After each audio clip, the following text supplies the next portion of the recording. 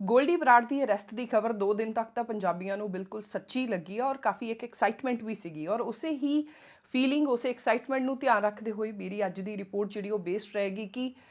ਜਿਹੜੇ ਫਿਊਜੀਟਿਵ ਕ੍ਰਿਮੀਨਲਸ ਵਿਦੇਸ਼ਾਂ ਦੇ ਵਿੱਚ ਬੈਠੇ ਨੇ ਫੋਰਨ ਕੰਟਰੀਜ਼ ਦੇ ਵਿੱਚ ਬੈਠੇ ਨੇ ਔਰ ਇੰਡੀਆ ਦੇ ਵਿੱਚ ਉਹਨਾਂ ਨੇ ਕ੍ਰਾਈਮ ਕੀਤਾ ਵੱਡਾ ਕ੍ਰਾਈਮ ਕੀਤੇ ਹੋਏ ਨੇ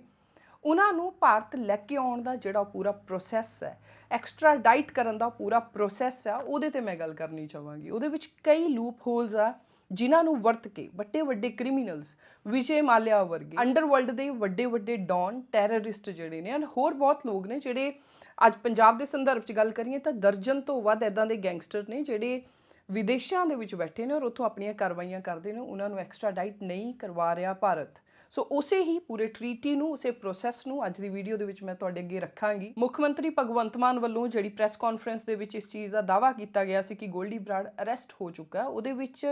ਕਿਸ ਆਧਾਰ ਦੇ ਉੱਤੇ ਸੀਐਮ ਭਗਵੰਤ ਮਾਨ ਜੀ ਨੇ ਉਹ ਬਿਆਨ ਦਿੱਤਾ ਉਹ ਸਟੇਟਮੈਂਟ ਜਿਹੜੀ ਮੀਡੀਆ ਨੂੰ ਦਿੱਤੀ ਖਾਸ ਤੌਰ ਤੇ ਪ੍ਰੈਸ ਕਾਨਫਰੰਸ ਬੁਲਾਈ ਗਈ ਸੀ ਉਹਦਾ ਆਧਾਰ ਕੀ ਸੀਗਾ ਉਹ ਆਧਾਰ ਹਜੇ ਤੱਕ ਸਾਹਮਣੇ ਨਹੀਂ ਹੈਗਾ ਸਪਸ਼ਟ ਜੀ ਗੱਲ ਲੱਗਦੀ ਹੈ ਕਿ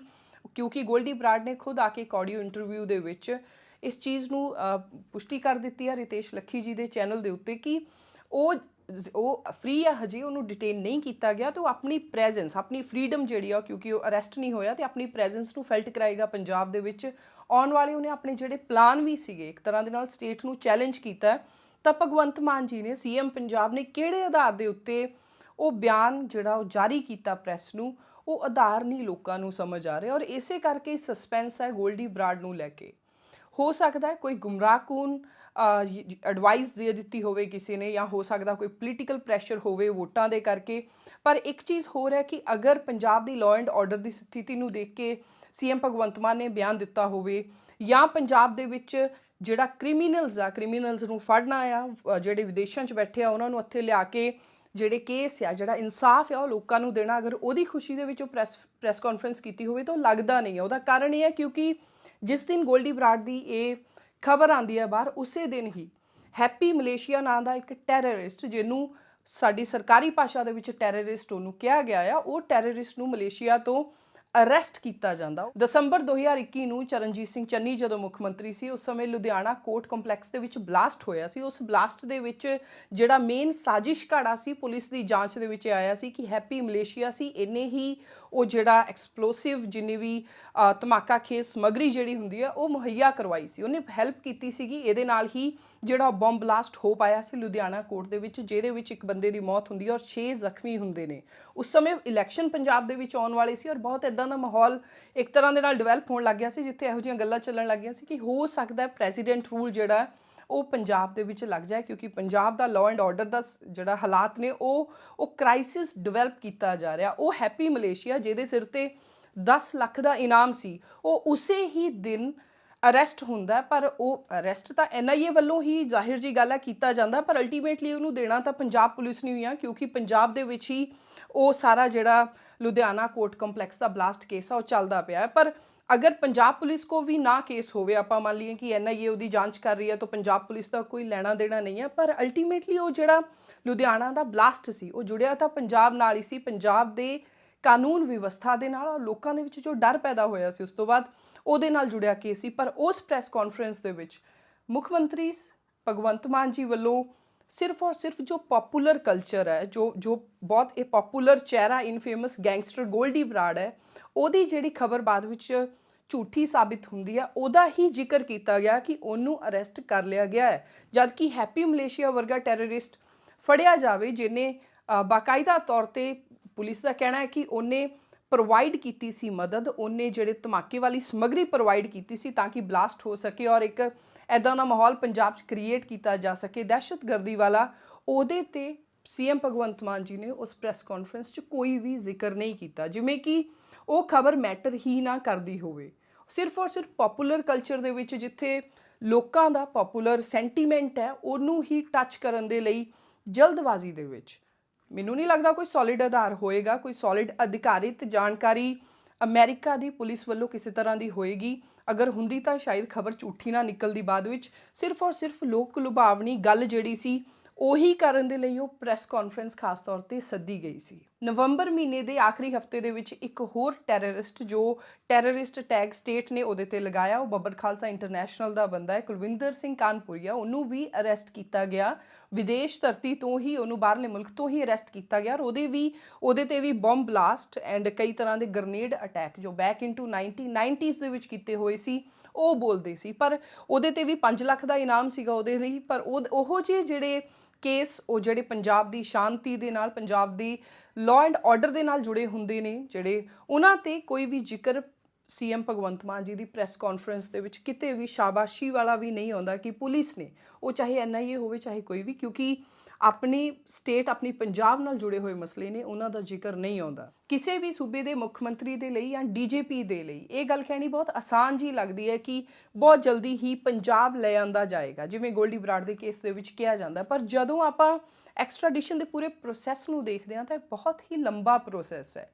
ਕੱਲਾ ਗੋਲਡੀ ਬਰਾੜ ਹੀ ਨਹੀਂ ਹੈ, ਹੋਰ ਬਹੁਤ ਸਾਰੇ ਗੈਂਗਸਟਰ ਨੇ, ਦਰਜਨ ਤੋਂ ਵੱਧ ਗੈਂਗਸਟਰ ਨੇ ਜਿਹੜੇ ਵਿਦੇਸ਼ਾਂ ਦੇ ਵਿੱਚ ਬੈਠੇ ਹੋਏ ਨੇ ਔਰ ਪੰਜਾਬ ਦੇ ਵਿੱਚ ਜਿਹੜੇ ਆਪਣੇ ਕਾਰਨਾਮੇ ਨੇ, ਆਪਣੇ ਜਿਹੜੀਆਂ ਕੋਈ ਵੀ ਮਰਡਰ ਹੋਏ, ਟਾਰਗੇਟਡ ਕਿਲਿੰਗਸ ਜਾਂ ਹੋਰ ਕਈ ਤਰ੍ਹਾਂ ਦੇ ਕ੍ਰਾਈਮ ਆ, ਜਿਹੜੇ ਆਰਗੇਨਾਈਜ਼ਡ ਕ੍ਰਾਈਮ ਆ, ਉਹ ਕਰਵਾਉਣ ਦੇ ਵਿੱਚ ਉਹ ਕਾਮਯਾਬ ਰਹਿੰਦੇ ਨੇ। ਉਹਨਾਂ ਦੀ ਗੱਲ ਮੁੱਖ ਮੰਤਰੀ ਸਾਹਿਬ ਵੱਲੋਂ ਕਿਤੇ ਵੀ ਨਹੀਂ ਕਹੀ ਗਈ, ਸਿਰਫ ਔਰ ਸਿਰਫ ਪਿਨ ਪੁਆਇੰਟ ਕਰਕੇ ਗੋਲਡੀ ਬਰਾੜ ਤੇ। ਗੋਲਡੀ ਬਰਾੜ ਕੁਝ ਕੁ ਕੇਸਾਂ ਦੇ ਵਿੱਚ ਜ਼ਰੂਰ ਇਨਵੋਲਵਡ ਹੈ, ਪਰ ਬਾਕੀ ਵੀ ਹੋਰ ਬਹੁਤ ਗੈਂਗਸਟਰ ਨੇ, ਜਿਵੇਂ ਰਮਨ ਜੱਜ ਹੋ ਗਿਆ, ਜਿਵੇਂ ਅਰਸ਼ਦੀਪ ਡੱਲਾ ਹੋ ਗਿਆ, ਇੱਦਾਂ ਦੇ ਹੋਰ ਬਹੁਤ ਨਾਮ ਨੇ ਜਿਹੜੇ ਕੈਨੇਡਾ ਦੇ ਵਿੱਚ ਮੰਨੇ ਜਾਂਦੇ ਨੇ ਕਿ ਉੱਥੇ ਬੈਠੇ ਹੋਏ ਨੇ। ਔਰ ਨਾਰਥ ਅਮਰੀਕਾ ਜਿਹੜਾ ਪੂਰਾ ਰੀਜਨ ਹੈ ਉਹਦੇ ਵਿੱਚ ਉਹਨਾਂ ਨੇ ਆਪਣੇ ਸੇਫ ਹੈਵਨ ਆ ਉਹਨਾਂ ਦੇ ਲਈ, ਔਰ ਉਹਨਾਂ ਆਪਣੇ ਟਿਕਾਣੇ ਬਣਾਏ ਨੇ। ਸੋ ਪੰਜਾਬ ਦੇ ਮੁੱਖ ਮੰਤਰੀ ਦਾ ਜਿਹੜੀ ਪ੍ਰੈਸ ਕਾਨਫਰੰਸ ਜਾਂ ਉਹਨਾਂ ਦੀ ਕੋਈ ਵੀ ਅਪਰੋਚ ਵਿਦੇਸ਼ਾਂ 'ਚ ਬੈਠੇ ਗੈਂਗਸਟਰਾਂ ਨੂੰ ਇੰਡੀਆ ਲੈ ਕੇ ਆਉਣ ਦੀ ਹੋਵੇ ਤਾਂ ਉਹ ਇੰਨੀ ਨੈਰੋ ਨਹੀਂ ਹੋਣੀ ਚਾਹੀਦੀ ਕਿ ਇੱਕੋ ਹੀ ਗੈਂਗਸਟਰ ਤੇ, ਇੱਕ ਬਹੁਤ ਹੀ ਵਾਈਡਰ ਕੰਟੈਕਸਟ ਦੇ ਵਿੱਚ ਜਾ ਕੇ ਉਹਨਾਂ ਨੂੰ ਵਿਦੇਸ਼ਾਂ ਵਿੱਚ ਬੈਠੇ ਸਾਰੇ ਦੇ ਸਾਰੇ ਗੈਂਗਸਟਰਸ ਜਾਂ ਕਿ ਜਿੰਨੇ ਵੀ ਫਿਊਜੀਟਿਵ ਕ੍ਰਿਮੀਨਲਸ ਆ ਉਹਨਾਂ ਨੂੰ ਇੰਡੀਆ ਲਿਆਉਣ ਦੀ ਗੱਲ ਉਸ ਪ੍ਰੋਸੈਸ ਦੇ ਉੱਤੇ, ਜੋ ਕਿ ਫੋਰਨ ਮਿਨਿਸਟਰੀ ਦੇ ਥਰੂ ਹੋਏਗਾ, ਜੋ ਡਿਪਲੋਮੈਟਸ ਦੇ ਥਰੂ ਹੋਏਗਾ ਔਰ ਕੇਂਦਰੀ ਏਜੰਸੀਆਂ ਦੇ ਥਰੂ ਹੋਏਗਾ, ਉਹਦੇ ਤੇ ਪ੍ਰੈਸ਼ਰ ਬਣਾਉਣ ਦੀ ਔਰ ਉਹਨੂੰ ਸਮੂਥ ਕਰਨ ਦੀ, ਫ੍ਰਿਕਸ਼ਨਲੈਸ ਕਰਨ ਦੀ ਗੱਲ ਹੋਣੀ ਚਾਹੀਦੀ ਹੈ, ਨਾ ਕਿ ਸਿਰਫ ਔਰ ਸਿਰਫ ਆਪਣੀ ਪੋਪੂਲੈਰਿਟੀ ਹੀ ਲੱਭਣ ਦੀ ਕੋਸ਼ਿਸ਼। ਕੈਨੇਡਾ ਦੀ ਅਗਰ ਆਪਾਂ ਗੱਲ ਕਰੀਏ ਤਾਂ ਅਨੁਮਾਨ ਲਗਾਇਆ ਜਾ ਰਿਹਾ ਕਿ 1 ਦਰਜਨ ਉੱਥੇ ਗੈਂਗਸਟਰ ਨੇ ਜਿਹੜੇ ਇੰਡੀਆ ਦੇ ਵਿੱਚ ਮੋਸਟ ਵਾਂਟਡ ਨੇ, ਉਹ ਉੱਥੇ ਸ਼ਰਨ ਲੈ ਕੇ ਬੈਠੇ ਹੋਏ ਨੇ। ਪਲੱਸ 3 ਤੋਂ 4 ਟੈਰਰਿਸਟ ਨੇ ਜਿਨ੍ਹਾਂ ਨੂੰ ਭਾਰਤ ਸਰਕਾਰ ਨੇ ਟੈਰਰਿਸਟ ਦਾ ਟੈਗ ਦਿੱਤਾ ਹੋਇਆ, ਉਹ ਵੀ ਕੈਨੇਡਾ ਅਮਰੀਕਾ ਦੇ ਵਿੱਚ ਬੈਠੇ ਹੋਏ ਨੇ। ਅਗਰ ਆਪਾਂ ਸਾਲ 2000 ਤੋਂ 2022 ਤੱਕ 22 ਸਾਲਾਂ ਦੇ ਵਿੱਚ ਕਿੰਨੇ ਕੁ ਕਿਤੇ ਫਿਊਜੀਟਿਵ ਕ੍ਰਿਮੀਨਲਸ ਨੂੰ ਭਾਰਤ ਲੈ ਕੇ ਆਉਣ ਦੇ ਵਿੱਚ, ਪੰਜਾਬ ਲੈ ਕੇ ਆਉਣ ਦੇ ਵਿੱਚ ਆਪਾਂ ਕਾਮਯਾਬ ਹੋਏ ਹਾਂ ਤਾਂ ਸਿਰਫ 2 ਹੀ ਐਗਜ਼ਾਮਪਲ ਜਿਹੜੀਆਂ ਨੇ ਉਹ ਆਪਣੇ ਸਾਹਮਣੇ ਆਉਂਦੀਆਂ ਨੇ। ਪਹਿਲਾ ਕੇਸ ਹੈ 2019 ਦੇ ਵਿੱਚ, ਜਦੋਂ ਜੱਸੀ ਸਿੱਧੂ ਨਾਮ ਦੀ ਕੁੜੀ ਦਾ ਆਨਰ ਕਿਲਿੰਗ ਕੀਤੀ ਜਾਂਦੀ ਹੈ ਕਿਉਂਕਿ ਉਹਨੇ ਆਪਣੀ ਚੁਆਇਸ ਦੇ ਨਾਲ ਮੈਰਿਜ ਕਰ ਲਈ ਸੀ, ਤਾਂ ਉਹਦੇ ਮਦਰ ਔਰ ਮਾਮੇ ਨੂੰ ਐਕਸਟ੍ਰਾਡਾਈਟ ਕੀਤਾ ਜਾਂਦਾ। ਉਹ ਵੀ ਇੱਕ ਬਹੁਤ ਲੰਬਾ 19 ਸਾਲ ਲੰਬਾ ਇੱਕ ਕੋਰਟ ਕੇਸ ਚੱਲਦਾ। ਉਸ ਤੋਂ ਬਾਅਦ ਉਹਨੂੰ ਐਕਸਟ੍ਰਾਡਾਈਟ ਕਰਨ ਦੇ ਵਿੱਚ ਭਾਰਤ ਸਰਕਾਰ ਆ ਉਹ ਕਾਮਯਾਬ ਹੁੰਦੀ ਹੈ। ਦੂਸਰੀ ਐਗਜ਼ਾਮਪਲ ਸਾਲ 2007 ਦੇ ਵਿੱਚ ਮਲਕੀਅਤ ਸਿੰਘ ਨਾਮ ਦੇ ਲੁਧਿਆਣਾ ਦੇ ਨੇੜਲੇ ਇੱਕ ਵਾਸੀ ਨੂੰ ਕੈਨੇਡਾ ਤੋਂ ਭਾਰਤ ਲਿਆਂਦਾ ਜਾਂਦਾ ਹੈ। ਉਹਨੂੰ 3 ਦਹਾਕਿਆਂ ਬਾਅਦ ਉਹਨੇ ਇੱਕ ਕ੍ਰਾਈਮ ਕੀਤਾ ਹੁੰਦਾ 1974 ਔਰ 73 ਦੇ ਵਿੱਚ, ਜਿੱਥੇ ਉਹਨੇ ਇੱਕ ਰਿਵੈਂਜ ਕਿਲਿੰਗ ਆਪਣੇ ਅੰਕਲਸ ਮਾਮਿਆਂ ਦੇ ਨਾਲ ਰਲ ਕੇ ਕੋਈ ਪਿੰਡਾਂ ਦੇ ਵਿੱਚ ਚੱਲਦੀ ਆਪਸੀ ਦੁਸ਼ਮਣੀ ਜਿਹੜੀ ਸੀਗੀ ਉਹਦੇ ਵਿੱਚ ਕਿਸੇ ਦਾ ਮਰਡਰ ਕੀਤਾ ਹੁੰਦਾ। ਔਰ ਉਹਦਾ 1974 ਦੀ ਉਹ ਘਟਨਾ ਹੁੰਦੀ ਹੈ ਜਿਹਦੇ ਵਿੱਚ ਉਹ ਉਮਰ ਕੈਦ ਵੀ ਭੁਗਤ ਰਿਹਾ ਹੁੰਦਾ, ਪਰ ਬੇਲ ਤੇ ਬਾਹਰ ਆ ਕੇ ਹੀ ਜੰਪਸ ਦਾ ਬੇਲ ਐਂਡ ਕੈਨੇਡਾ ਜਾ ਕੇ ਇਲੀਗਲ ਢੰਗ ਦੇ ਨਾਲ ਕੈਨੇਡਾ ਜਾ ਕੇ ਉੱਥੇ ਸੈਟਲ ਹੋ ਜਾਂਦਾ। ਉਹਨੂੰ 2007 ਦੇ ਵਿੱਚ ਉਹਨੂੰ ਐਕਸਟ੍ਰਾਡਾਈਟ ਕਰਕੇ 3 ਦਹਾਕਿਆਂ ਬਾਅਦ ਪੁਲਿਸ ਕਾਮਯਾਬ ਹੁੰਦੀ ਹੈ ਉਹਨੂੰ ਇੰਡੀਆ ਲੈ ਕੇ ਆਉਣ ਦੇ ਵਿੱਚ। 2004 ਦੇ ਵਿੱਚ ਪੁਲਿਸ ਨੂੰ ਖਬਰ ਮਿਲਦੀ ਹੈ ਕਿਉਂਕਿ ਉਹ ਨਾਮ ਬਦਲ ਕੇ ਕੈਨੇਡਾ ਦੇ ਵਿੱਚ ਰਹਿ ਰਿਹਾ ਹੁੰਦਾ, ਉਦੋਂ ਕੇਸ ਫਾਈਲ ਹੁੰਦਾ ਔਰ 2007 ਦੇ ਵਿੱਚ ਉਹਨੂੰ ਭਾਰਤ ਲਿਆਉਣ ਦੇ ਵਿੱਚ ਪੁਲਿਸ ਕਾਮਯਾਬ ਰਹਿੰਦੀ ਹੈ। ਪਰ ਉਸ ਬੰਦੇ ਦੀ ਭਾਰਤ ਨੂੰ ਉਹਦੀ ਜਿਹੜੀ ਸਪੁਰਦਗੀ ਹੋਣੀ ਸੀ, ਐਕਸਟ੍ਰਾਡਾਈਟ ਹੋਣਾ ਸੀ, ਉਹਨੂੰ ਰੋਕਣ ਦੇ ਲਈ ਬਹੁਤ ਵੱਡੇ ਨਾਮੀ ਕੈਨੇਡੀਅਨ ਜਿਹੜੇ ਵੈਲ ਇਸਟੈਬਲਿਸ਼ਡ NRI ਸੀਗੇ ਆਪਾਂ ਕਹਿ ਲਈਏ, ਜਿਹੜੇ ਇੰਡੀਅਨ ਓਰੀਜਨ ਦੇ ਲੋਕ ਸੀ, ਉਹਨਾਂ ਵੱਲੋਂ millions of dollar the bond ਭਰ ਕੇ ਹਰ ਇੱਕ ਕੋਸ਼ਿਸ਼ ਕੀਤੀ ਗਈ ਉਹਨੂੰ ਜ਼ਮਾਨਤ ਦਿਵਾਉਣ ਦੀ ਔਰ ਉਹਨੂੰ ਇੰਡੀਆ ਨੂੰ ਵਾਪਿਸ ਸਪੁਰਦ ਕਰਨ ਤੋਂ ਰੋਕਣ ਦੇ ਲਈ। ਇਹ ਵੀ ਗੱਲ ਇੱਥੇ ਮੈਂ ਦੱਸਣਾ ਚਾਹਾਂਗੀ ਕਿਉਂਕਿ ਉਸ ਬੰਦੇ ਮਲਕੀਅਤ ਸਿੰਘ ਦਾ ਜੋ ਕ੍ਰਾਈਮ ਸੀ ਉਹਨੇ ਉਸ ਸਮੇਂ ਕੀਤਾ ਸੀ 1974 ਚ, ਜਦੋਂ ਸਿਰਫ 16 ਜਾਂ 17 ਸਾਲਾਂ ਦੀ ਉਮਰ ਦਾ ਸੀ। ਪਰ ਜਦੋਂ ਉਹਨੂੰ ਇੰਡੀਆ ਐਕਸਟ੍ਰਾਡਾਈਟ ਕਰਕੇ ਲਿਆਇਆ ਜਾਂਦਾ ਤਾਂ 50 ਸਾਲ ਦੀ ਉਮਰ ਉਹਦੀ ਹੋ ਚੁੱਕੀ ਹੁੰਦੀ ਹੈ। ਇਸੇ ਤਰ੍ਹਾਂ ਹੋਰ ਵੀ ਬਹੁਤ ਐਗਜ਼ਾਮਪਲਸ ਨੇ ਆਪਣੇ ਕੋਲ। ਜਿਹੜਾ ਭਾਰਤ ਦੀਆਂ ਪਾਲਿਸੀਜ਼ ਨੇ ਬਾਕੀ ਦੇਸ਼ਾਂ ਦੇ ਨਾਲ ਐਕਸਟ੍ਰਾਡਾਈਟ ਕਰਨ ਦੀਆਂ ਜਿਹੜੀਆਂ ਸੰਧੀਆਂ ਹੋਈਆਂ ਨੇ, ਟ੍ਰੀਟੀਜ਼ ਹੋਈਆਂ ਨੇ ਔਰ ਹੋਰ ਅਰੇਂਜਮੈਂਟ ਹੋਏ ਨੇ, ਉਹ 1962 ਦੇ ਆਪਣੇ ਐਕਟ ਦੇ ਅਕੋਰਡਿੰਗ ਚੱਲਦੇ ਨੇ। ਅਗਰ ਆਪਾਂ ਉਹਨਾਂ ਸੰਧੀਆਂ ਨੂੰ ਦੇਖੀਏ ਤਾਂ ਭਾਰਤ ਦੀਆਂ ਲਗਭਗ 39 ਦੇਸ਼ਾਂ ਦੇ ਨਾਲ ਟ੍ਰੀਟੀਜ਼ ਨੇ ਜਾਂ ਅਰੇਂਜਮੈਂਟ ਨੇ, ਜਿਹਦੇ ਵਿੱਚ ਉਹ ਆਪਣੇ ਕ੍ਰਿਮੀਨਲਸ ਜਿਹੜੇ ਨੇ ਇੱਧਰ ਉੱਧਰ ਜਿਹੜੇ ਸਪੁਰਦ ਕਰਦੇ ਨੇ ਇੱਕ ਦੂਸਰੇ ਨੂੰ। ਪਰ ਉਹਦੇ ਵਿੱਚ ਕਈ ਤਰ੍ਹਾਂ ਦੇ ਲੂਪ ਹੋਲਸ ਨੇ ਜਿਹੜੇ ਆਪਣੇ ਅਮਰੀਕਾ, ਕੈਨੇਡਾ ਦੇ ਨਾਲ ਜਾਂ ਹੋਰ ਜਿਹੜੇ ਵੱਡੇ ਵਿਕਸਿਤ ਦੇਸ਼ ਨੇ ਜਿੱਥੇ ਜ਼ਿਆਦਾਤਰ ਪੰਜਾਬੀ ਨੇ, ਉਹਨਾਂ ਦੇ ਨਾਲ ਜਿਹੜੀਆਂ ਸੰਧੀਆਂ ਨੇ ਉਹਦੇ 'ਚ ਬਹੁਤ ਤਰ੍ਹਾਂ ਦੇ ਫਲॉज ਨੇ, ਰੋਕਾਂ ਨੇ, ਜਿਹੜੀਆਂ ਫਿਊਜੀਟਿਵ ਕ੍ਰਿਮੀਨਲਸ ਨੂੰ ਸਹਾਇਕ ਸਾਬਿਤ ਹੁੰਦੀਆਂ ਨੇ। ਸਭ ਤੋਂ ਪਹਿਲੀ ਆਬਸਟੈਕਲ ਤਾਂ ਉਦੋਂ ਹੀ ਆ ਜਾਂਦੀ ਹੈ ਜਦੋਂ ਡੁਐਲਿਟੀ ਆਫ ਕ੍ਰਾਈਮ ਦਾ ਪ੍ਰਿੰਸੀਪਲ ਲਾਗੂ ਹੁੰਦਾ ਹੈ। ਡੁਐਲਿਟੀ ਆਫ ਕ੍ਰਾਈਮ ਦਾ ਮਤਲਬ ਹੋ ਗਿਆ ਕਿ ਜਿਵੇਂ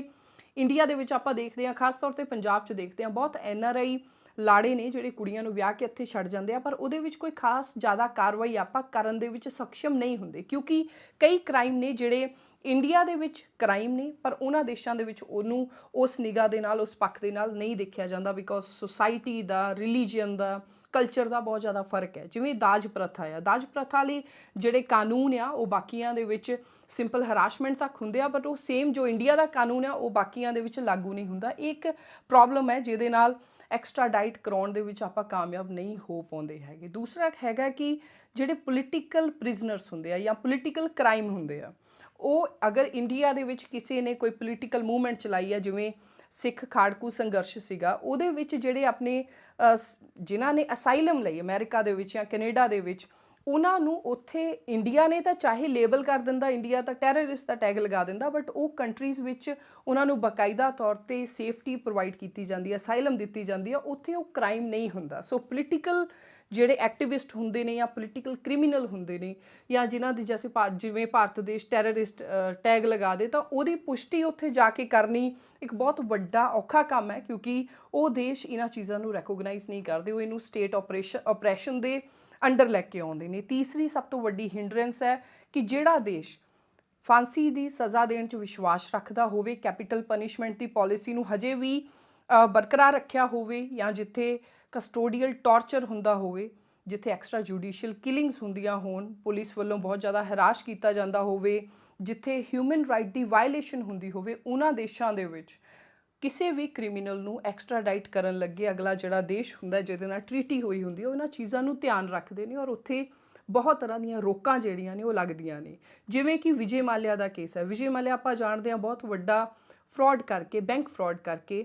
ਉਹ ਇੱਕ ਵਾਈਟ ਕਾਲਰ ਕ੍ਰਾਈਮ ਕਰਕੇ ਇੰਗਲੈਂਡ ਦੇ ਵਿੱਚ, ਔਰ ਉਹਦੇ ਵਕੀਲ ਵੱਲੋਂ ਵੀ ਉੱਥੇ ਇਸ ਚੀਜ਼ ਇੱਕ ਵੀਡੀਓ ਚਲਾਈ ਗਈ ਸੀ ਕੋਰਟ ਦੇ ਵਿੱਚ ਉਹਦੀ ਐਕਸਟ੍ਰਾਡੀਸ਼ਨ ਨੂੰ ਰੋਕਣ ਦੇ ਲਈ, ਔਰ ਉਸ ਵੀਡੀਓ 'ਚ ਇਹ ਦਿਖਾਇਆ ਗਿਆ ਸੀ ਕਿ ਜਿਸ ਜੇਲ੍ਹ ਦੇ ਵਿੱਚ, ਬੰਬੇ ਦੀ ਜਿਸ ਜੇਲ੍ਹ ਦੇ ਵਿੱਚ ਵਿਜੇ ਮਾਲਿਆ ਨੂੰ ਰੱਖਿਆ ਜਾਏਗਾ, ਉਹ ਜੇਲ੍ਹ ਬਹੁਤ ਗੰਦੀ ਹੈ, ਉਸ ਜੇਲ੍ਹ ਦੇ ਬਾਥਰੂਮ ਬਹੁਤ ਗੰਦੇ ਨੇ, ਉੱਥੇ ਸੈਨੀਟੇਸ਼ਨ ਦਾ ਕੋਈ ਵੀ ਪ੍ਰਬੰਧ ਨਹੀਂ ਹੈਗਾ। ਸੋ ਉਹ ਉਹਦੇ ਕਲਾਇੰਟ ਦੀ ਹਿਊਮਨ ਰਾਈਟ ਵਾਇਲੇਸ਼ਨ ਹੈਗੀ ਆ। 1996 ਦੇ ਵਿੱਚ ਕਰਮਜੀਤ ਸਿੰਘ ਚਾਹਲ ਜੋ ਸਿੱਖ ਖਾੜਕੂ ਸੰਘਰਸ਼ ਦੇ ਨਾਲ ਜੁੜੇ ਹੋਏ ਸੀ, ਉਹਨਾਂ ਦਾ ਕੇਸ ਜਿਹੜਾ ਇੰਡੀਆ ਨੇ ਐਕਸਟ੍ਰਾਡਾਈਟ ਉਹਨੂੰ ਕਰਨ ਦੇ ਲਈ ਕੇਸ ਕਰਿਆ, ਤਾਂ ਯੂਰਪ ਦੀ ਕੋਰਟ ਨੇ ਉਹਨੂੰ ਰਿਜੈਕਟ ਕਰ ਦਿੱਤਾ ਸੀ, ਉਹਨੂੰ ਇੰਡੀਆ ਨੂੰ ਸਪੁਰਦ ਨਹੀਂ ਕੀਤਾ। ਇਸ ਚੀਜ਼ ਦਾ ਹਵਾਲਾ ਦਿੱਤਾ ਗਿਆ ਸੀ ਕਿ ਕਿਉਂਕਿ ਪੰਜਾਬ ਦੇ ਵਿੱਚ, ਇੰਡੀਆ ਦੇ ਵਿੱਚ ਕਸਟੋਡੀਅਲ ਟਾਰਚਰ ਬਹੁਤ ਹੈ। ਇਹ 1996 ਦੀ ਗੱਲ ਆ, ਸੋ ਉਸ ਸਮੇਂ ਐਕਸਟਰਾ ਜੁਡੀਸ਼ੀਅਲ ਕਿਲਿੰਗਸ ਸੀਗੀਆਂ, ਜਿਸ ਤਰ੍ਹਾਂ KPS ਗਿੱਲ ਦੇ ਸਾਰੇ ਫਰਦਰ ਆਪਰੇਸ਼ਨ ਉਸ ਸਮੇਂ ਇਮੇਜ ਐਂਡ ਉਹ ਸਾਰਾ ਕੁਝ ਸਾਹਮਣੇ ਆ ਚੁੱਕੀਆਂ ਸੀ ਚੀਜ਼ਾਂ। ਇਸੇ ਕਰਕੇ ਉਹਦੀ ਰਿਹਾਈ ਜਿਹੜੀ ਸੀ, ਉਹਨੂੰ ਜਿਹੜਾ ਐਕਸਟ੍ਰਾਡਾਈਟ ਕਰਨਾ ਸੀ, ਉਹਨੂੰ ਸਪੁਰਦ ਕਰਨਾ ਸੀ ਇੰਡੀਆ ਦੇ, ਉਹ ਨਹੀਂ ਕੀਤਾ ਗਿਆ ਸੀ। ਇਸੇ ਤਰ੍ਹਾਂ ਅਬੂ ਸਲੇਮ ਦੀ ਜਦੋਂ ਗੱਲ ਕਰਦੇ ਹਾਂ, ਉਹ ਪੁਰਤਗਾਲ ਤੋਂ ਐਕਸਟ੍ਰਾਡਾਈਟ ਹੁੰਦਾ ਅਲੋਂਗ ਵਿਦ ਹਿਜ਼ ਵਾਈਫ, ਤਾਂ ਉਦੋਂ ਵੀ ਸ਼ਰਤਾਂ ਲਾਈਆਂ ਜਾਂਦੀਆਂ ਨੇ ਕਿ ਫਾਂਸੀ ਦੀ ਸਜ਼ਾ ਨਹੀਂ ਦਿੱਤੀ ਜਾ ਸਕਦੀ ਔਰ ਹਿਊਮਨ ਰਾਈਟ ਵਾਇਲੇਸ਼ਨ ਆ ਉਹ ਨਹੀਂ ਕੀਤੀ ਜਾਏਗੀ। ਡੇਵਿਡ ਹੈਡਲੀ, ਜਿਹਦਾ ਨਾਮ 26/11 ਦੇ ਮੁੰਬਈ ਅਟੈਕ ਦੇ ਵਿੱਚ ਆਉਂਦਾ, ਉਸ ਕੰਸਪਾਇਰੇਸੀ ਦੇ ਵਿੱਚ ਆਉਂਦਾ, ਚਾਹੇ ਅਮਰੀਕਾ ਦੇ ਵਿੱਚ ਸਜ਼ਾ ਵੀ ਭੁਗਤ ਰਿਹਾ, ਕਿਉਂਕਿ ਉਸ ਅਟੈਕ ਦੇ ਵਿੱਚ 6 ਅਮਰੀਕਨ ਜਿਹੜੇ ਸੀ ਉਹਨਾਂ ਦੀ ਵੀ ਮੌਤ ਹੋਈ ਸੀ, ਪਰ ਅਮਰੀਕਾ ਉਹਨੂੰ ਇੰਡੀਆ ਨੂੰ ਦੇਣ ਦੇ ਵਿੱਚ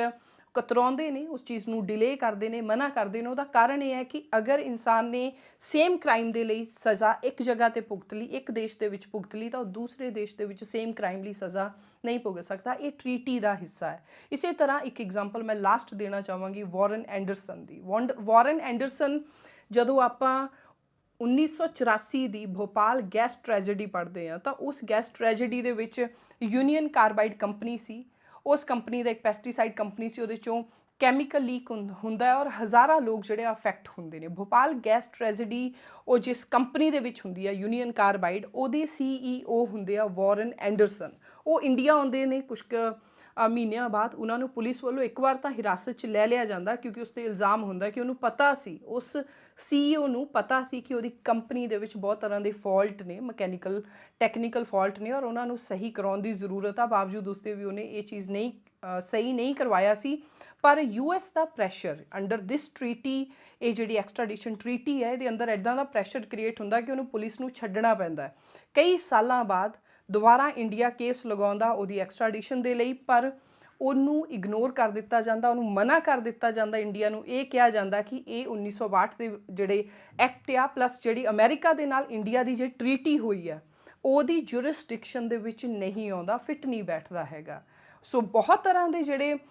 ਰੋਕਾਂ ਨੇ ਇਸ ਐਕਸਟ੍ਰਾਡੀਸ਼ਨ ਦੇ ਵਿੱਚ ਸੰਭਵ ਹੁੰਦੀਆਂ ਨੇ, ਲੱਗਦੀਆਂ ਨੇ, ਜਿਹਦੇ ਨਾਲ ਬਹੁਤ ਈਜ਼ੀਲੀ, ਜਿੰਨੀ ਈਜ਼ੀਲੀ ਸਾਡੇ ਪੋਲੀਟੀਸ਼ੀਅਨ ਕਹਿ ਦਿੰਦੇ ਨੇ ਉਨੀ ਈਜ਼ੀਲੀ ਕਿਸੇ ਵੀ ਫਿਊਜੀਟਿਵ ਕ੍ਰਿਮੀਨਲ ਨੂੰ ਇੰਡੀਆ ਲੈ ਕੇ ਆਉਣਾ ਪੋਸੀਬਲ ਨਹੀਂ ਹੈਗਾ। ਅਗਰ ਆਪਾਂ ਇੰਡੀਆ ਦਾ ਰਿਕਾਰਡ ਦੇਖੀਏ ਤਾਂ ਕਿੰਨੇ ਕੁ ਸਾਡੇ ਕ੍ਰਿਮੀਨਲ ਜਿਹੜੇ ਵਾਪਿਸ ਆਉਂਦੇ ਨੇ ਉਹ ਤੁਸੀਂ ਚਾਰਟ ਦੇ ਵਿੱਚ ਵੇਖ ਸਕਦੇ ਹੋ। ਓਨਲੀ ਜੇਕਰ 100 ਕ੍ਰਿਮੀਨਲ ਨੇ ਸਾਡੇ ਫਿਊਜੀਟਿਵ ਕ੍ਰਿਮੀਨਲ ਫੋਰਨ ਦੇ ਵਿੱਚ ਵਿਦੇਸ਼ਾਂ 'ਚ ਬੈਠੇ ਆ ਤਾਂ ਉਹ ਸਿਰਫ 25 ਨੂੰ ਹੀ ਲਿਆਉਣ ਦੇ ਵਿੱਚ ਐਵਰੇਜ ਆਪਾਂ ਕਾਮਯਾਬ ਹੋ ਪਾ ਰਹੇ ਹਾਂ। ਕੈਨੇਡਾ ਦੇ ਵਿੱਚ ਇੰਨੇ ਦਰਜਨਾਂ ਬੈਠੇ ਹੋਏ ਨੇ, ਉਹਨਾਂ ਦੇ ਵਿੱਚੋਂ ਸਿਰਫ 2 ਜਾਂ 3 ਹੀ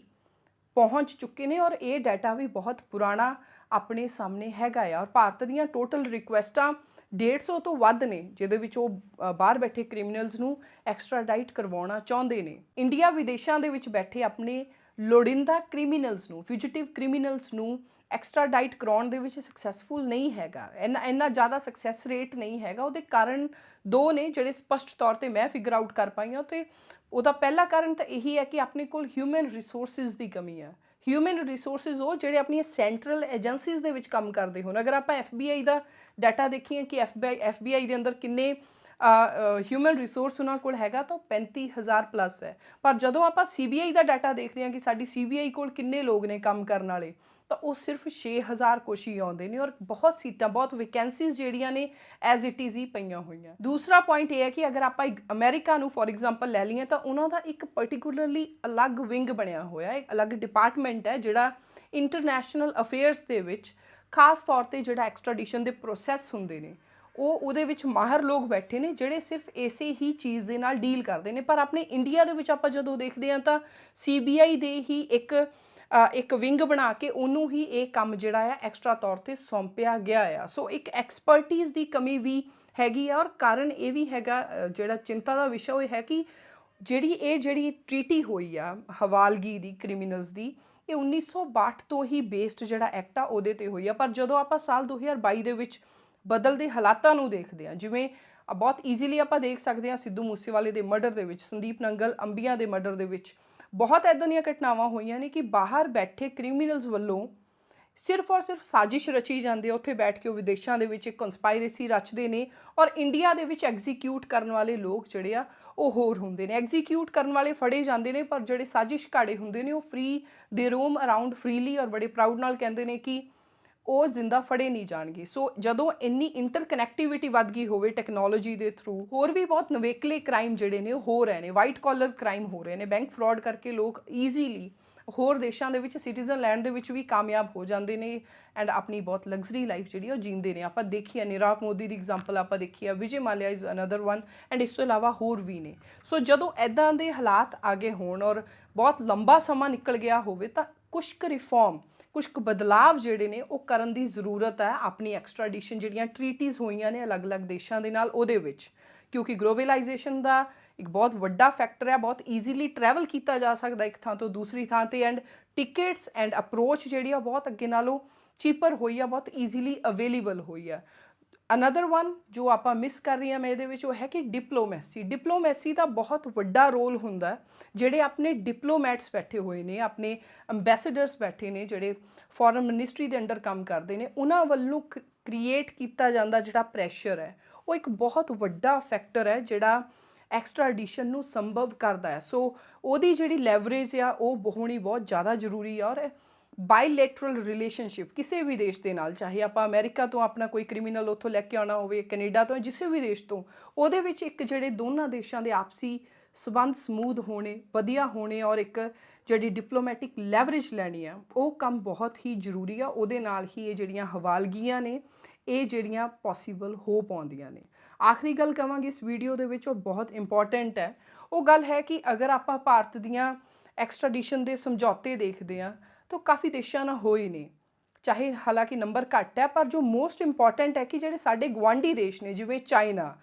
ਐਂਡ ਜਿਵੇਂ ਮਿਆਂਮਾਰ, ਜਿਵੇਂ ਪਾਕਿਸਤਾਨ, ਇਹਨਾਂ ਦੇ ਨਾਲ ਭਾਰਤ ਦੀ ਕੋਈ ਵੀ ਸਮਝੌਤਾ, ਕੋਈ ਵੀ ਸੰਧੀ ਐਕਸਟ੍ਰਾਡੀਸ਼ਨ ਦੇ ਵਿੱਚ ਨਹੀਂ ਹੋਈ ਹੈਗੀ। ਸੋ ਇਹੀ ਕਾਰਨ ਹੈ ਕਿ ਬਹੁਤ ਵੱਡੇ ਕ੍ਰਿਮੀਨਲਸ ਹੁੰਦੇ ਨੇ ਜਿਹੜੇ ਪੰਜਾਬ ਦੇ ਵਿੱਚ ਡਿਸਟਰਬੈਂਸਿਸ ਪੈਦਾ ਕਰਦੇ ਨੇ, ਔਰ ਉਹ ਪਾਕਿਸਤਾਨ ਦੇ ਵਿੱਚ ਹੁੰਦੇ ਨੇ। ਸੋ ਪਾਕਿਸਤਾਨ ਦੇ ਨਾਲ ਤਾਂ ਆਪਣਾ ਕੋਈ ਸਮਝੌਤਾ ਹੀ ਨਹੀਂ ਹੈ ਜਿਹਦੇ ਥਰੂ ਆਪਾਂ ਉਹਨਾਂ ਕ੍ਰਿਮੀਨਲਸ ਨੂੰ ਐਕਸਟ੍ਰਾਡਾਈਟ ਕਰ ਪਾਈਏ। ਜਿਨ੍ਹਾਂ ਦੇਸ਼ਾਂ ਦੇ ਨਾਲ ਭਾਰਤ ਦਾ ਅਗਰੀਮੈਂਟ ਹੋਇਆ ਜਿੱਥੋਂ ਉਹ ਆਪਣੇ ਵਾਂਟਡ ਕ੍ਰਿਮੀਨਲਸ ਨੂੰ ਲਿਆ ਸਕਦੇ ਐਕਸਟ੍ਰਾਡਾਈਟ ਕਰਕੇ, ਉੱਥੇ ਤਾਂ ਇੱਕ ਉਮੀਦ ਕਾਇਮ ਰਹਿੰਦੀ ਹੈ ਕਿ ਚਲੋ 10 ਸਾਲਾਂ ਨੂੰ ਨਹੀਂ ਤਾਂ 20 ਸਾਲਾਂ ਨੂੰ ਹੀ ਅਗਲਾ ਇੰਡੀਆ ਦੇ ਵਿੱਚ ਆਏਗਾ ਔਰ ਕਿਸੇ ਨਾ ਕਿਸੇ ਵਿਕਟਿਮ ਪਰਿਵਾਰ ਨੂੰ ਜਿਹੜਾ ਸਟੇਟ ਆ ਉਹ ਇਨਸਾਫ ਦੇਣ ਦੇ ਵਿੱਚ ਕਾਮਯਾਬ ਹੋ ਜਾਏਗੀ। ਪਰ ਜਦੋਂ ਪਾਕਿਸਤਾਨ ਵਰਗਾ ਬਿਲਕੁਲ ਸਾਡਾ ਗੁਆਂਢੀ ਮੁਲਕ, ਉਹਦੀ ਗੱਲ ਆਉਂਦੀ ਆ ਤਾਂ ਉਹਦੇ ਲਈ ਆਪਣੇ ਕੋਲ ਕੋਈ ਵੀ ਇੱਦਾਂ ਦੀ ਸੰਧੀ ਸਮਝੌਤਾ ਨਹੀਂ ਹੈ ਜਿੱਥੋਂ most wanted criminals, terrorist and gangsters ਨੂੰ ਆਪਾਂ ਐਕਸਟ੍ਰਾਡਾਈਟ ਕਰਵਾ ਸਕੀਏ। ਔਰ ਮੰਨ ਲਓ ਅਗਰ ਗੋਲਡੀ ਬਰਾੜ ਵਰਗੇ ਜਾਂ ਜਿਹੜੇ ਹੋਰ ਵਾਂਟਡ ਕ੍ਰਿਮੀਨਲਸ ਨੇ ਉਹ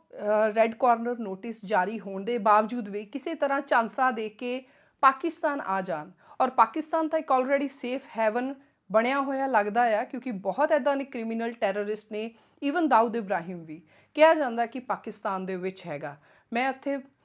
ਉਸਾਮਾ ਬਿਨ ਲਾਦਨ ਦਾ ਵੀ ਥੋੜ੍ਹਾ ਜਿਹਾ ਨਾਮ ਲੈ ਦਿੰਦੀ ਹਾਂ ਤਾਂ ਕਿ ਤੁਸੀਂ ਰਿਲੇਟ ਕਰ ਪਾਓ ਕਿ ਮੈਂ ਕਿੱਥੇ ਸੋਚਦੀ ਪਈ ਹਾਂ। ਸੋ ਇਹ ਜਦੋਂ ਆਪਣੇ ਕੋਲ ਐਗਜ਼ਾਮਪਲਸ ਹੋਣ ਤਾਂ ਕੋਈ ਕ੍ਰਿਮੀਨਲ ਅਗਰ ਰੈੱਡ ਕਾਰਨਰ ਨੋਟਿਸ ਚਕਮਾ ਦੇ ਕੇ ਕਿਸੇ ਵੀ ਤਰ੍ਹਾਂ ਇਲੀਗਲ ਵੇ ਨਾਲ ਪਾਕਿਸਤਾਨ ਪਹੁੰਚ ਵੀ ਜਾਂਦਾ ਹੈ ਤਾਂ ਫਿਰ ਆਪਾਂ ਕੀ ਕਰ ਸਕਦੇ ਹਾਂ? ਫਿਰ ਆਪਣੇ ਕੋਲ ਕੋਈ ਵੀ ਇੱਦਾਂ ਦਾ ਸਮਝੌਤਾ, ਇੱਦਾਂ ਦੀ ਸੰਧੀ ਨਹੀਂ ਹੈ ਜਿਹਦੇ ਥਰੂ ਆਪਾਂ ਉੱਥੋਂ ਐਕਸਟ੍ਰਾਡਾਈਟ ਕਰਵਾ ਸਕੀਏ ਆਪਣੇ ਕ੍ਰਿਮੀਨਲ ਨੂੰ, ਉਹਨੂੰ ਉੱਥੇ ਲਿਆ ਕੇ ਉਸ ਪਰਿਵਾਰ ਨੂੰ ਜਸਟਿਸ ਦੇ ਸਕੀਏ ਜਿਨ੍ਹਾਂ ਨੂੰ ਜ਼ਰੂਰਤ ਹੈ, ਜਾਂ ਪੰਜਾਬ ਦੇ ਜਾਂ ਪੂਰੇ ਦੇਸ਼ ਦੇ law and order the situation ਨੂੰ ਬੈਟਰ ਬਣਾ ਸਕੀਏ। ਸੋ ਇਹ ਸੀ ਮੇਰੀ ਅੱਜ ਦੀ ਵੀਡੀਓ ਜਿਹਦੇ ਵਿੱਚ ਮੈਂ ਕੁਝ ਕੁ ਪੁਆਇੰਟਰ ਜਿਹੜੇ ਨੇ ਉਹ ਦੇਣ ਦੀ ਕੋਸ਼ਿਸ਼ ਕੀਤੀ ਆ ਪੂਰੇ ਐਕਸਟ੍ਰਾਡੀਸ਼ਨ ਪ੍ਰੋਸੈਸ ਦੇ ਨਾਲ ਜੁੜੇ ਹੋਏ। ਔਰ ਇਹ ਵੀਡੀਓ ਬਣਾਉਣ ਦਾ ਕਾਰਨ ਹੀ ਇਹ ਸੀ ਕਿ ਅਗਰ ਪੰਜਾਬ ਦੇ ਮੁੱਖ ਮੰਤਰੀ ਜਾਂ ਪੰਜਾਬ ਦੇ ਉਹ ਰਿਸਪੌਂਸੀਬਲ ਅਦਾਰੇ ਜਿਹੜੇ ਨੇ ਜਿਨ੍ਹਾਂ ਦੀ ਜ਼ਿੰਮੇਵਾਰੀ ਬਣਦੀ ਆ, ਜਿਹੜੀਆਂ ਮੋਸਟ ਰਿਸਪੈਕਟਡ ਕੁਰਸੀਆਂ ਨੇ, ਜਿਨ੍ਹਾਂ ਕੋਲ ਸਭ ਤੋਂ ਵੱਡੀਆਂ ਜ਼ਿੰਮੇਵਾਰੀਆਂ ਨੇ, ਉਹ ਇੱਕ ਪੋਪੂਲਰ ਕਲਚਰ ਦੇ ਵਿੱਚ ਨਾ ਫਸ ਕੇ ਗੱਲ ਨੂੰ ਵਾਈਡਰ ਕੰਟੈਕਸਟ ਦੇ ਵਿੱਚ ਲੈ ਕੇ ਜਾਣ ਔਰ ਵੱਧ ਤੋਂ ਵੱਧ ਡਿਪਲੋਮੈਟਿਕ ਪ੍ਰੈਸ਼ਰ ਕ੍ਰੀਏਟ ਕਰਕੇ ਅਲੋਂਗ ਵਿਦ ਇਹ ਰਿਫਾਰਮਸ ਜਿਹੜੇ ਕੁਝ ਕਰਨ ਦੀ ਜ਼ਰੂਰਤ ਹੈ, ਜੋ ਸਟੇਟ ਨੂੰ ਜ਼ਿਆਦਾ ਪਤਾ ਹੈ, ਜੋ ਪੰਜਾਬ ਸਰਕਾਰ ਨੂੰ ਜ਼ਿਆਦਾ ਪਤਾ, ਪੁਲਿਸ ਨੂੰ ਜ਼ਿਆਦਾ ਪਤਾ, ਉਹ ਰਿਫਾਰਮਸ ਕਰਵਾ ਕੇ ਸੰਭਵ ਕਰਵਾਇਆ ਜਾ ਸਕੇ, ਪੋਸੀਬਲ ਕਰਵਾਇਆ ਜਾ ਸਕੇ ਕਿ ਉਹ ਪਰਿਵਾਰ ਜਿਨ੍ਹਾਂ ਦੇ ਨਾਲ ਮਾੜਾ ਹੋਇਆ ਹੈ, ਬਹੁਤ ਮਾੜਾ ਹੋਇਆ, ਉਹਨਾਂ ਨੂੰ ਇਨਸਾਫ ਮਿਲ ਸਕੇ। ਇੱਕ ਕੇਸ ਨਹੀਂ, ਇਨਫੈਕਟ ਪੂਰੇ ਦੇ ਪੂਰੇ ਪੰਜਾਬ ਦੇ ਵਿੱਚ ਜਿੰਨੇ ਵੀ ਵਿਕਟਿਮ ਪਰਿਵਾਰ ਨੇ ਜਾਂ ਪੰਜਾਬ ਖੁਦ ਵਿਕਟਿਮ ਆ ਜਿਨ੍ਹਾਂ ਘਟਨਾਵਾਂ ਦਾ। Thank you so much for watching. ਤੁਸੀਂ ਮੇਰੇ ਨਾਲੋਂ ਵੱਧ ਜਾਣਦੇ ਹੋ, ਜੋ ਵੀ ਤੁਹਾਡੇ ਵਿਚਾਰ ਨੇ do share in the comment box.